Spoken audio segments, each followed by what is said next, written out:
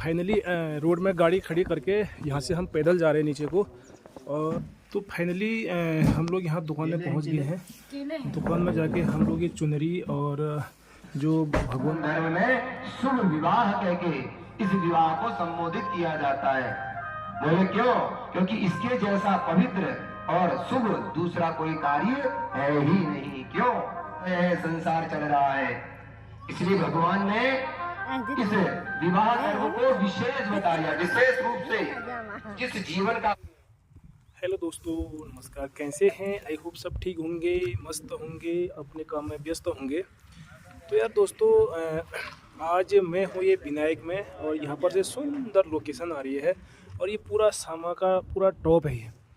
तो मैं यहीं से करता हूँ नई ब्लॉगिंग की शुरुआत के साथ सबको पहला प्रणाम, नमस्कार। और आज मेरा ब्लॉग बनाने का रीज़न ये है कि जो लीती ग्राम सभा है वहाँ जो कोरंगा लोगों की जो वंशावली, जो पूरा हमारा गांव जहाँ कोरंगा लोगों की जो वंश स्टार्ट हुआ, तो उस गांव में आज भागवत है। तो मैं वहीं जा रहा हूँ और यहाँ जा करके फिर मैं आप लोगों को पूरा एक्टिविटी दिखाऊंगा और आप बने रहिएगा मेरे वीडियो के साथ। और मैं हूँ अभी ये जो किलीकिटी यहाँ पर ये शामा में है, तो मैं यहाँ पर हूँ और मैं यहाँ से थोड़ा सा बैक कैमरा करता हूँ, फिर दिखाता हूँ आप लोगों को कि क्या क्या हो रहा है यहाँ। और मेरे साथ अभी हैं और मैं और एक केदार जी गए हैं भागवत सुनने, क्योंकि आज हमारा जो लीती गांव में भागवत है ना, उसी में सम्मिलित होंगे। तो हमारे साथ केदार जी बैठे हैं, पीछे बात कर रहे हैं मोबाइल में। तो मैं बैक कैमरा करता हूँ, फिर दिखाता हूँ आप लोगों को मैं यहाँ की लोकेशन। तो यार दोस्तों, ये है सामा डांडा। ये क्यों प्रसिद्ध है सामा डांडा? क्योंकि यहाँ पर जो कीवी का हब है ना, और ये सबसे जो हमारे सामा के हमारे आदरणीय जो भवन सिंह माँ साहब जो प्रिंसिपल भी रहे हुए हैं यहाँ पर, प्रधानाचार्य। और यहीं पर इनका जो सामा में देख रहे होंगे पूरा जो ये वाइट दिख रहा है प्लास्टिक में ना, ये सब जो कीवी के पेड़ है ना, ये वो कर रखे हैं इसमें। आप देख सकते हैं पूरा जो सामा का एक सामा पूरा एक कीवी के नाम से यहाँ जाना जाता है। और जो आपको ये रोड दिख रही है, आपको ये उधर नोगड़े होते हुए भराड़ी मिलती है और ये वाली रोड। और फिलहाल जो नीचे को देख रहे हो, वो नीचे वो सेली सामा है। ये पूरा ग्राम सभा के अंदर सामा के अंदर ही आता है। और दोस्तों, ये है हमारी जो ये पूरी जो ग्राम सभा जो सामा है ना, और यहाँ पर आपको जो दिख रहा होगा ये ग्रोथ सेंटर है यहाँ पर। और जो यहाँ पर जो कीवी का जो उत्पादन होता है, उसके बाद पूरा जो वो होता है, तो ये ग्रोथ सेंटर में आता है। यहाँ पर आपका जो भी उत्पाद होता है, ये पूरा ग्राम सभा सामा से लेकर और भी ग्राम सभाओं से यहाँ पर आता है। तो यहाँ पर ही पूरा जो सबसे ज़्यादा तो यहाँ सामा में सब्जी होती है, सब्जी भी यहाँ पर होती है। और उसके अलावा जो अदर ग्राम सभाओं से भी जो आपका जो पूरा जो प्रोडक्ट यहाँ पर पूरा तैयार होता है आपका जो ये सामा ग्रोथ सेंटर है। और ये आपको मैं पूरी ग्राम सभा जो सामा है वो दिखा रहा हूँ आपको। और देखो यार पूरा कितना हरियाली हो रखी है और कितना मज़ा आ रहा है। तो अभी मैं आगे लीती जा करके आप लोगों को दिखाऊंगा क्या क्या एक्टिविटी होती है वहाँ, पूरा क्या क्या होता है, और पूरा ग्राम सभा लीती का नज़ारा भी दिखाऊंगा आप लोगों को। तो जैसे कि दोस्तों यार आप लोग देख रहे होंगे, हम लोग जा रहे हैं लीती भागवत में और सुबह 8:30 बजे बारिश चले थे। लगभग लीती में 11 बजे भागवत स्टार्ट होगा। अभी केदार जी गाड़ी चला रहे हैं, मैं कर रहा हूँ ब्लॉगिंग और इसी से। और हमने पूरा नियम भी फॉलो कर रखा है कि दोनों जाने हेलमेट पहन रखा है और हम दोनों जाने जा रहे हैं हेलमेट पहन करके।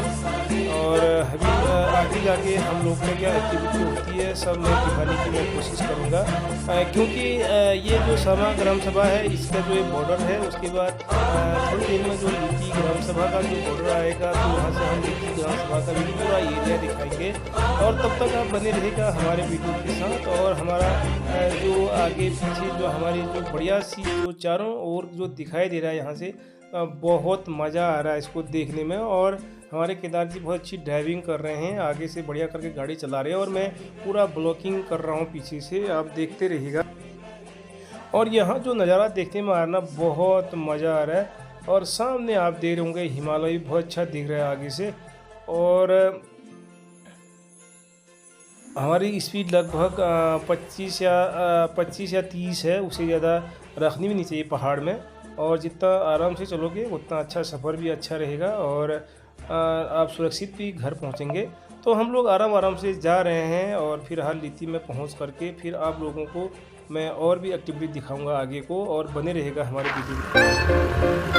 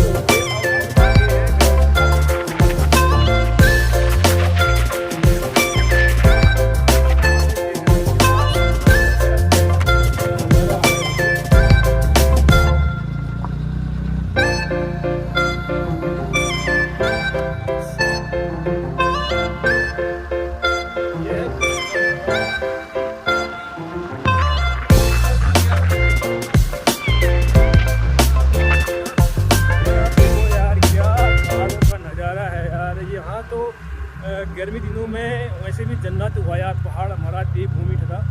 तो यार दोस्तों देखो, ये बहुत ही बढ़िया मौसम हो रहा है, क्या हरियाली आई है। और पेड़ों में देखो ना तुम, पुराने पत्ते गिर रहे हैं, नए पत्ते आ रहे हैं। मतलब ज़िंदगी का एक जो प्रकृति है ना, ये हमको सिखाती है। क्योंकि हम लोगों का भी वही होता है, जो आदमी जब बुढ़ापा के बाद आदमी ख़त्म हो जाता है, नया आदमी जन्म लेता है, तो वैसे ही जो ये पत्ते हैं ना, ये पत्ते भी देखो यार, आप प्रकृति का जो प्रेम करेगा प्रकृति से ना, वो सिखाता है हमको प्रकृति। क्योंकि जो पुराने पत्ते हैं वो गिर जाते हैं, नए पत्ते आते रहते हैं, फिर अगले साल जो नए पत्ते आएंगे, फिर अगले साल ये पुराने पत्ते हो जाएंगे, वो गिर जाएंगे, फिर से नए पत्ते आएंगे। यही तो प्रकृति है, यही तो वो है जो प्रकृति से हमेशा प्रेम करना चाहिए। और हमारी जो ये संस्कृति है, जो हमारा ये देवभूमि है, और इससे जुड़ाव होना चाहिए। क्योंकि यहाँ जंगलों में बहुत सारे पशु पक्षियाँ, सबकी जो यही रीति है, क्योंकि प्रकृति ही सिखाती है हमको। तो यार देखो दोस्तों, मैं आगे और फिर हाल में लीती जाके दिखाऊंगा आप लोगों को। तब तक बने रहेगा मेरे वीडियो के साथ।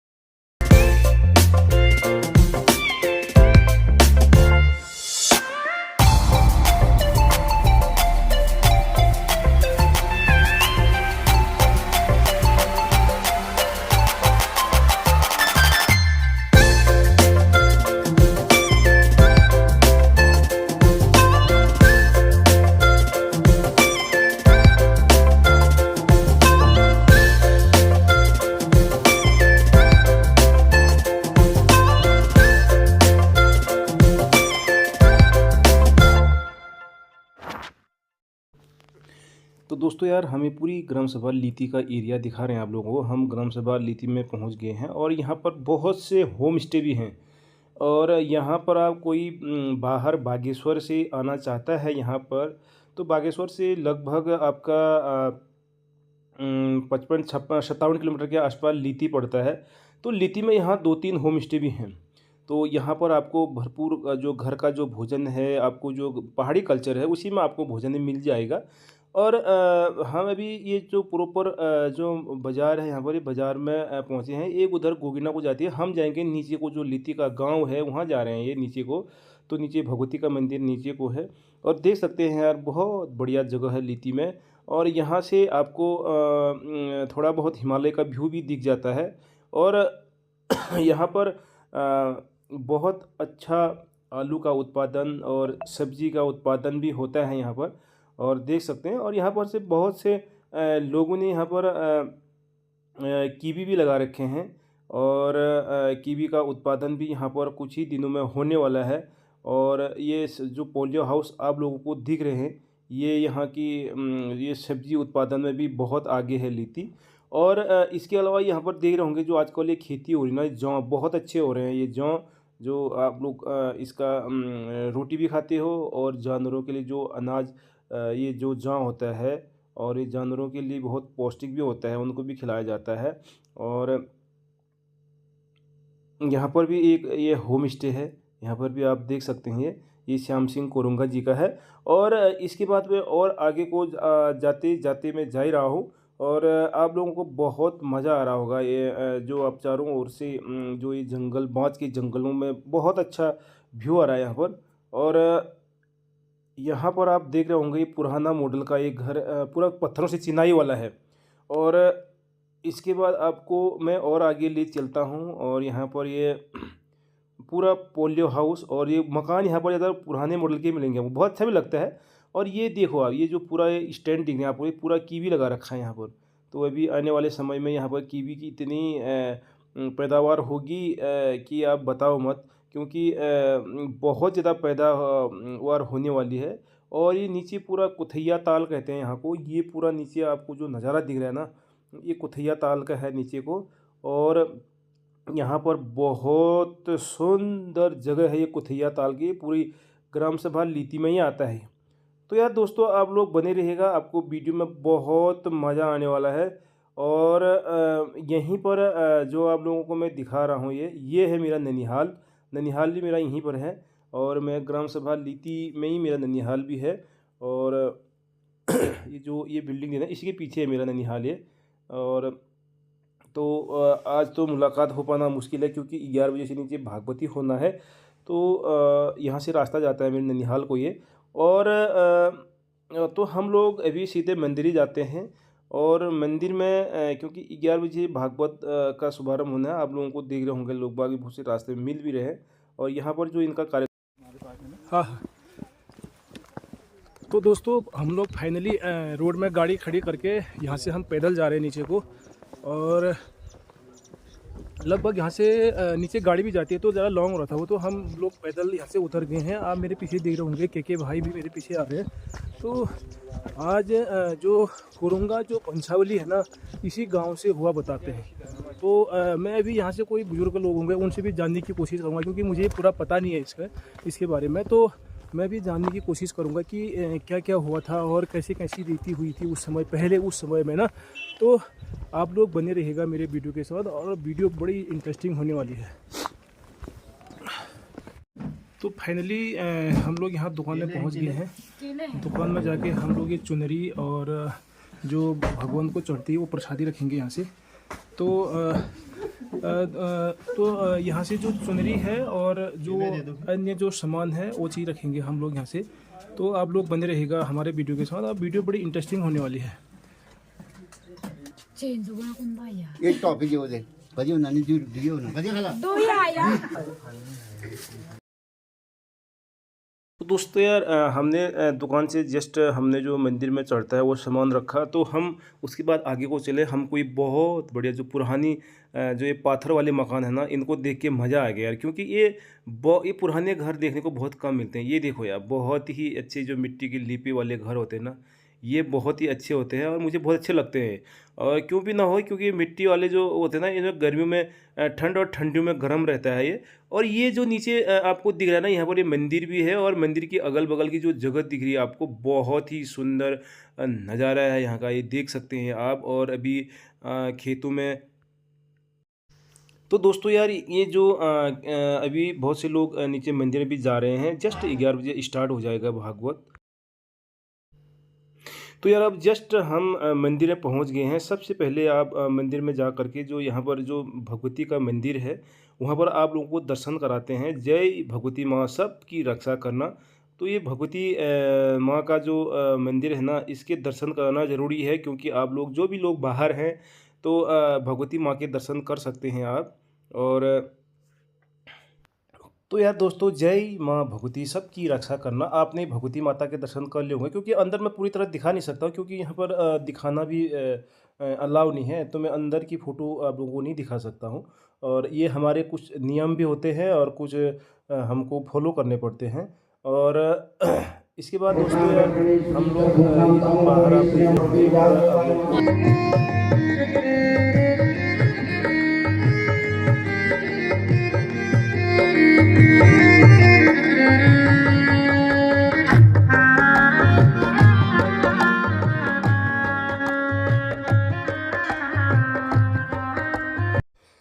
देखो यार कितना अच्छा हुआ, हमने मंदिर के दर्शन करे थे। उसके बाद ये ब्यास जी जो हैं वो आ गया और सब उनके स्वागत के लिए खड़े हो गए हैं। और जब ब्यास जी आते हैं ना तो सब लोग खड़े होकर के उनके स्वागत के लिए खड़े हो गए। ये है हमारे ब्यास जी जो आज के इस कथावाचक के जो ब्यास जी हैं, आप देख सकते हैं ये। और ये यहाँ पर पहुँच ही रहे हैं, कुछ ही देर में भागवत स्टार्ट होने वाला है। तो यार बहुत अच्छा लगता है कि हम सही टाइम से यहाँ पर पहुँच गए थे और सब ने उनका स्वागत किया। तो और जब गद्दी में पहुँचे तो सब लोग अब फिर नीचे बैठने लग गए। और हो भी क्यों नहीं, जो मेहमान होता है उसकी कोई भी अतिथि देवो भव, ये हमारी उत्तराखंड की संस्कृति और उत्तराखंड का जो हमारा पहचान है। और सब लोगों ने उनको अभिनंदन किया और उसके बाद थोड़ी देर में भागवत स्टार्ट हो जाएगा। और फिलहाल सब लोग खड़े हो करके और उनके स्वागत में और सब उनको ताली बजाकर अभिनंदन किया उनका, क्योंकि आज 8वां दिन है, कल 9वां है, परसों को प्रयाण हो जाएगा 8 तारीख को। तो इससे बहुत अच्छा लगता है। और जो यहाँ पर जो लोग आए हैं, देख लो यार, बहुत ज़्यादा संख्या में भीड़ आई हुई है, क्योंकि जो ये कोरंगा लोगों का बंसावली गांव जो है, और आप देख सकते हैं। और ये हमारे जो ब्यास जी हैं वो जस्ट पहुँच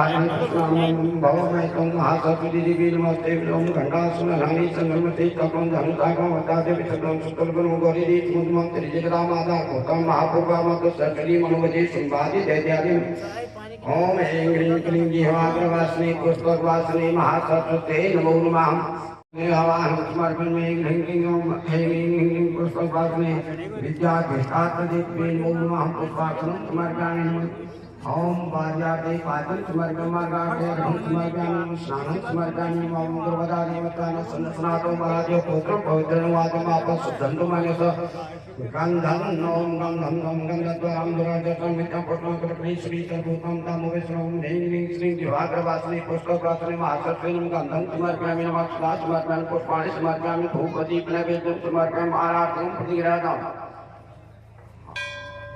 ओम अंतस्ते जो वही जो एक कृत्यामि परमारार्थिकमिदं देवी देवी नारायण नारायणी प्रतिग्राम चंद्रादित्य विद्युलग्नि सुदे ज्योतिमि सर्वज्योति सिंहारात्मं प्रतिग्रहणम्। ओम अग्नि ज्योति ज्योतिराग्नि स्वाग्नि वर्धो ज्योति ज्योति वर्धसं सूरो ज्योति वर्धसं अग्नि वर्धो ज्योति वर्धसं सूरो ज्योति ज्योति वर्धसं आरात्मं प्रतिग्रहणम्। ओम ऐं ह्रीं क्लीं जिह्वाग्रवासिने वाग्वादिने महासरस्वती स्वामी। ऐं ह्रीं क्लीं जिह्वाग्रवासिने वाग्वादिने महासरस्वती स्वामी। ऐं ऐं जिह्वाग्रवासिने वाग्वादिने महासरस्वती स्वामी। जप निवेदनं भैयादि विभूतिं गणादात्मक कर्तव्यं जपं सिद्धिर्भक्तिमेति विपत्वसारा सुरेश्वरी। ओम दर्वदादा सुरेश्वरी। ओम नमस्कारं सर्वरूपमयी देवी सर्वदेवी मयि जगद अतोऽहं विश्वरूपां। बैठ तैयार कर लेते हैं कि नहीं? फिर अगले स्टेशन में धक्का मुक्की ना होवे, अफरा तफरी ना मचे। इसलिए समझदार व्यक्ति को चाहिए कि एक दिन पहले ही, एक स्टेशन पहले ही अपना बैग तैयार करें। उसी प्रकार कल का दिन क्या है? विराम दिवस। तो विराम दिवस से पहले ही हमें विराम लेने की तैयारी कर लेनी चाहिए। जैसे हम 30 तारीख को यहाँ कथा है तो 29 तारीख की सुबह ही तैयारी में जुट गए। तब जाकर तो हम 30 तारीख को समय से यहाँ पहुंचे, 29 तारीख की शाम को, यानी 28 तारीख से तैयारी करी, तब जाकर सब कुछ समय से हुआ। और कदाचित जब जाना है उसी समय अगर तैयारी करें तो फिर गाड़ी लेट हो सकती है, साथ हो सकता है कि विलंब ही हो सकता है, कई सारे कष्टों का सामना करना पड़ सकता है। तो इसलिए आज क्या है? कथा के विराम से पूर्व का स्टेशन है। तो इसलिए मन को, अपने तन को, अपने भाव को मां के चरणों में ऐसे अर्पित कर दो जैसे आज ही से पहला दिन पुनः प्रारंभ होने जा रहा है। क्योंकि लगातार 9 दिन से आप कथा सुनते आ रहे हैं, 8 दिनों से, तो फिर 9वें दिन छोड़ते हुए थोड़ा बहुत कष्ट होता है। और अगर तैयारी पहले से हो तो कष्ट भी कम होता है। वो आदत बनी है ना, सुबह उठे काम धाम किया, ठीक 10 बजे से पहले पहले यहाँ पहुंच गए। अब ठीक 8 तारीख के बाद वो प्रक्रिया यहाँ देखने को नहीं मिलेगी, यानी कल का दिन ही बीच में लटका हुआ है माना। इसलिए आप सभी बड़भागी हैं कि इतनी दूर दराज से बड़े विकट जटिल रास्तों से होते हुए भी अपने निश्चित समय पर आप कथा पांडाल में पहुंच जा रहे हैं। ये भीड़, ये उमंग, ये उत्साह शहरों में देखने को नहीं मिलता, जबकि वहां सुविधा सारी है। लेकिन ये चीज तो केवल पहाड़ों में क्यों देखने को मिलता है? क्योंकि यहाँ आज भी भक्ति जीवित है। भक्ति मैया के 2 पुत्र हैं ना, ज्ञान और वैराग्य। आपकी भक्ति तब तक पुष्ट नहीं हो सकती जब तक आपके भीतर ज्ञान नहीं है। कैसा ज्ञान? कि भैया वास्तव में वो तत्व क्या है। ये मंदिर में हम जिसकी आए दिन पूजा करते हैं, ये केवल पूजा तक ही सीमित है कि इसके ऊपर भी कोई इसकी सत्ता है। जब तक ये ज्ञान आपको नहीं हो जाता, तब तक आपका पहला बेटा अभी नहीं हुआ है। भक्ति मैया के 2 बेटे, ज्ञान और वैराग्य। जिस दिन आपको वास्तविक ज्ञान हो गया तो आपका बेटा दूसरा स्वतः आपके पास दौड़ा दौड़ा चला आएगा, उसका नाम है वैराग्य। असत पदार्थेषु वैराग्य इति वैराग्य। क्या सही है, क्या गलत है, क्या मेरे लिए है, क्या नहीं है, किससे मुझे शक्ति रखनी चाहिए, किससे आसक्ति रखनी चाहिए, किससे प्रेम होना चाहिए, किससे नहीं। ये जब समान रूप से आपके भीतर ज्ञान आ गया तो व्यक्ति का दूसरा बेटा जीवित हो जाता है, जिसका नाम वैराग्य है। और आप सभी भक्तिमती माताओं ने, भैयाओं ने, बूढ़े बुजुर्गों ने, अमा बहू, जितने भी ऐसे दिने बड़ी भक्ति भाव के साथ यहाँ माँ के पावन पवित्र चरित्र को 7 दिनों से घृत धारावत, तैल धारावत, गंगा धारावत सरे सरे श्रवण किया। तो आज भी वही धारा प्रवाहित करनी है आपको।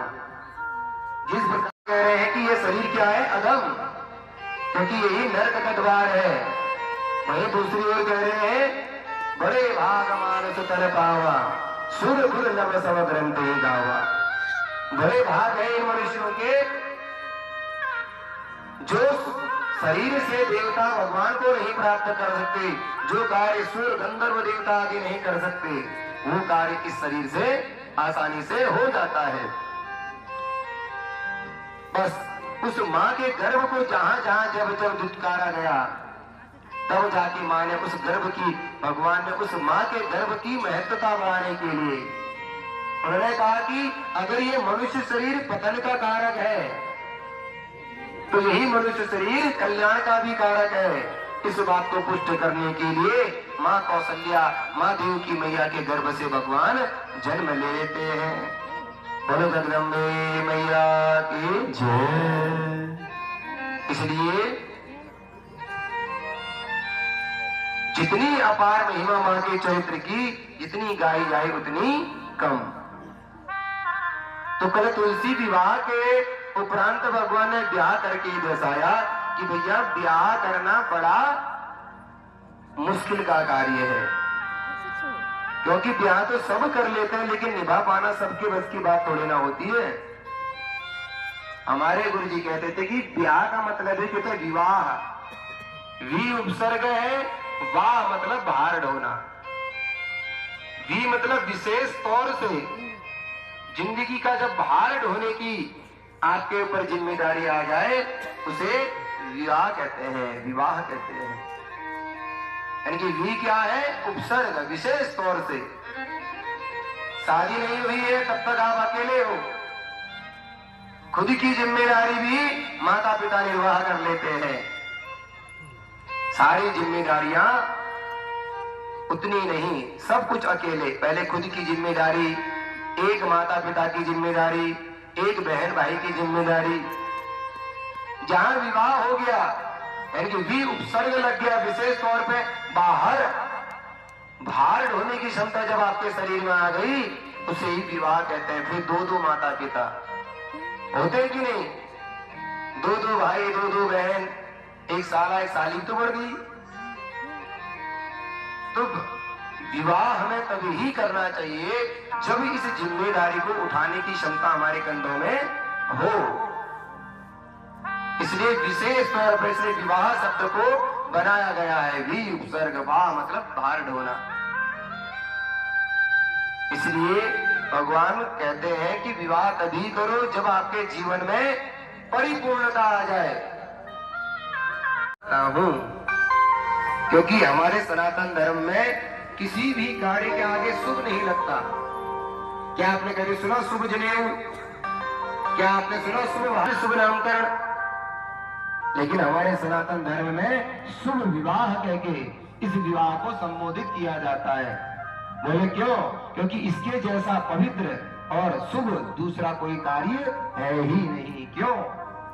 क्योंकि यही एक कर्म है जिससे संसार की प्रतिक्रियाएं चल रही है, संसारिक कर्म चल रहे हैं, संसार चल रहा है। इसलिए भगवान ने इस विवाह कर्म को विशेष बताया। विशेष रूप से जिस जीवन का भार ढोया जाए उसे विवाह कहते हैं। बोले भक्तवत्सल भगवान की। ऐसे ही वेद व्यास यमाष्टक के माध्यम से ये बताया कि जो स्त्री अपने संकट में पड़े हुए पति के लिए यमाष्टक का पाठ करे या करवावे, उसका पति सभी संकटों से बाहर आ जाता है। इतना सुनते ही सौनक आदि ऋषि कहने लगे, महाराज ये सत्यवती का चरित्र क्या है? कैसे इसने अपने पति को बचाया? कृपया करके उसके जीवन में प्रकाश डालिए। तब यहीं से वेद व्यास जी जन्मेजय को कथा सुनाते हैं और जन्मेजय सुनते हुए भाव विभोर हो रहे हैं। और यही कथा श्री सूत जी महाराज सौनक आदि ऋषियों को सुना रहे हैं। क्या कहते हैं? पूर्व काल में एक अश्वपति नाम के राजा हुआ करते थे। किस नाम के? अश्वपति नाम के राजा हुआ करते थे। इन्होंने मां की इतनी घोर तपस्या करी, इनकी तपस्या से प्रसन्न होकर राजा अश्वपति को मां ने दर्शन दिए। अब बोले, बेटा क्या चाहते हो? बोला, मां मैं आप जैसी एक संतान चाहता हूं। मां ने बोली, मेरी जैसी तो केवल मैं ही हूं, पर चिंता ना करो, शीघ्र ही मैं तुम्हारे घर में अपने अंश से अवतरित होंगी। तो वही माता कालांतर में इनके घर में एक कन्या के रूप में अवतरित होती है। बोलो जगदम्बे मैया की।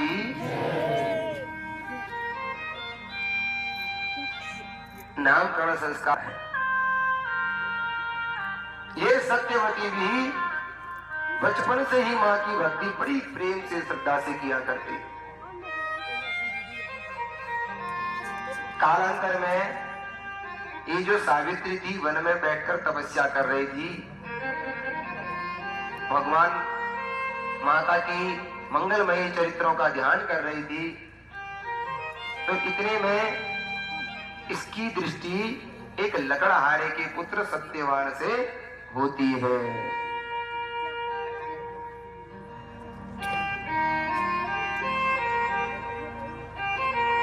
तो सत्यवान को देखते ही ये दोनों एक दूसरे को पसंद कर लेते हैं।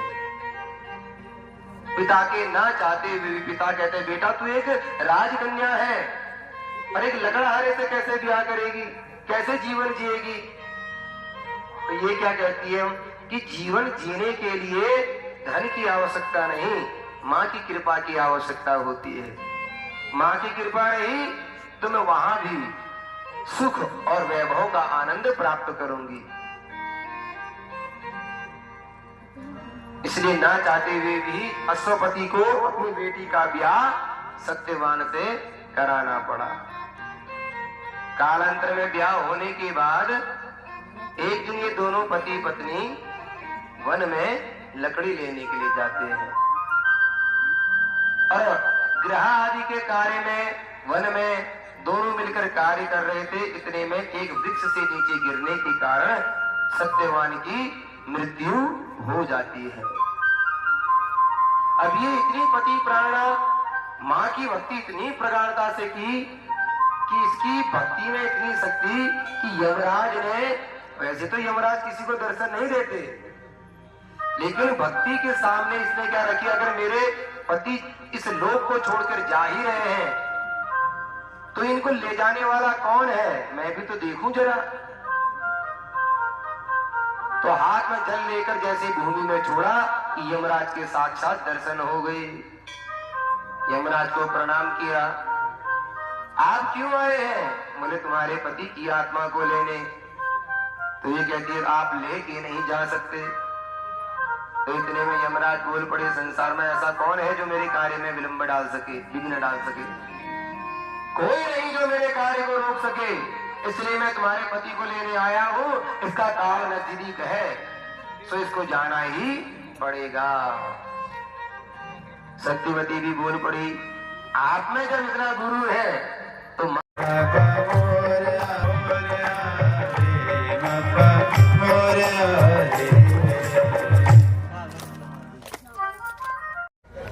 भगवान श्री कृष्ण राधा रानी और गोप गोपियों के साथ वन में विचरण कर रहे थे।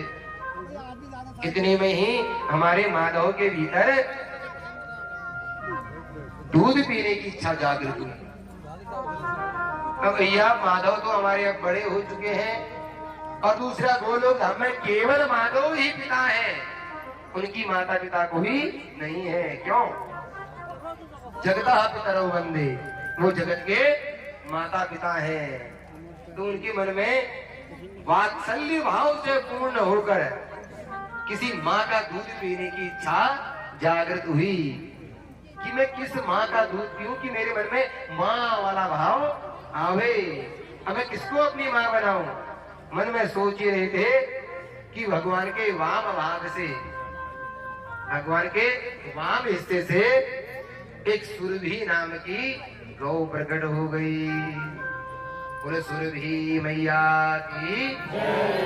ये हमारी सनातन धर्म की वो पहली गौ है जहाँ से गौओं की संरचना होनी प्रारंभ हुई।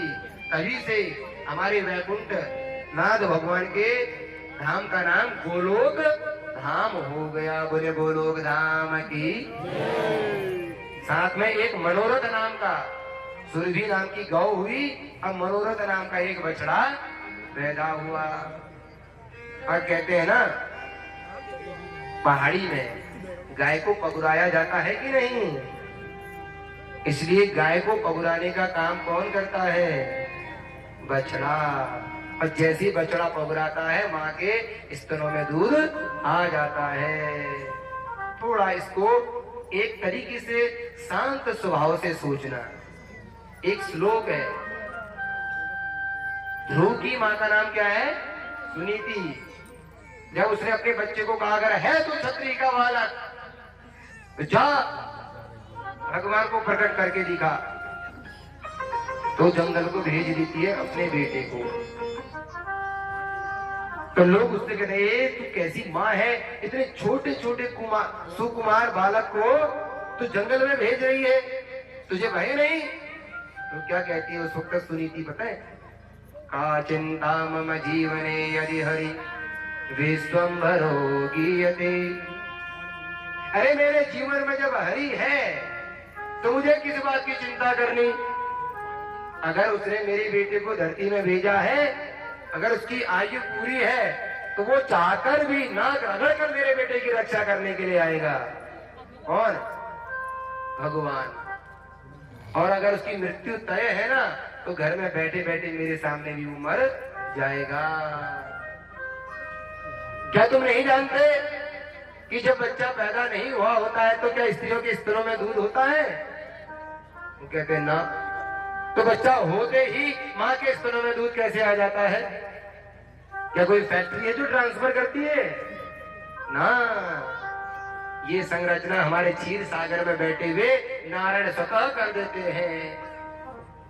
भगवान जानते हैं कि बच्चे के मुंह में भी दांत नहीं, केवल दूध एक सहारा है। तो जब तक दांत नहीं आते तब तक माँ के स्तनों में दूध रहता है, होता है कि नहीं? और जहां बच्चे के दांत आ गए तो दूध भी सूखता चला जाता है। क्यों? क्योंकि अब दूध की आवश्यकता नहीं है। तो इसलिए माँ की बड़ी महिमा। तो कहते हैं सुरभि गौ तो प्रकट हुई और भगवान कहते हैं माँ मुझे आपका दूध पीना है। तो दूध कैसे होगा भैया, बछड़ा भी तो चाहिए ना। तो वहां पर मनोरथ नाम का एक बछड़ा भी भगवान अपने दक्षिणांग से प्रकट करते हैं और बछड़ा माँ के स्तनों को दूध पीने की कोशिश करता है तो दूध की धारा बहने लगती है। बस वही भगवान ने अंजलि लेकर दूध पान करना शुरू कर दिया और कहा कि जो व्यक्ति गृहस्थ जीवन में रहकर गौ के दुग्ध का पान करेगा उसका जीवन धन्य हो जाएगा। अमृत तुल्यानि ग्रहाणि तानि। इस घर में गौरज रहता है ना, वो घर क्या है? अमृत तुल्य हो जाता है, देव तुल्य हो जाता है। तब से हमारे सनातन धर्म में गौ की बड़ी महिमा हुई कि गौ का दूध भी घी भी सब पूजा पाठ में खूब चलने लगा। इसलिए गौ के मूत्र से पंचगव्य बनता है और पंचगव्य का मंत्र ही क्या है?